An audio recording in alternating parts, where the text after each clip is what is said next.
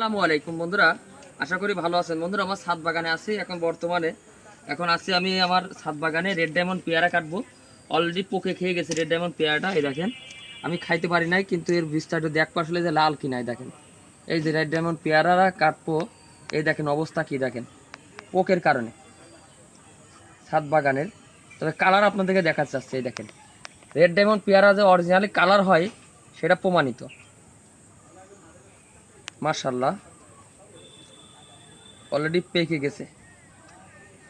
এই জায়গার থেকে আমি একটু কাটছি, আপনাদেরকে দেখাচ্ছি, একটু হালকা পরিমাণ কেটে দেখাচ্ছি।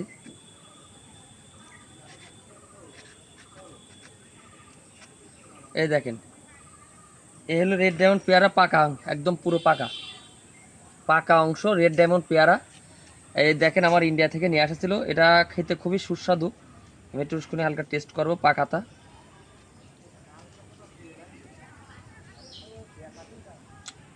প্রচুর মিষ্টি, রসালো। এই হলো রেড ডায়মন্ড পেয়ারা পাকা অংশ। এই দেখেন, পুরো পাকা অংশ। এই দেখেন, আমি এই গাছ থেকে পারলাম।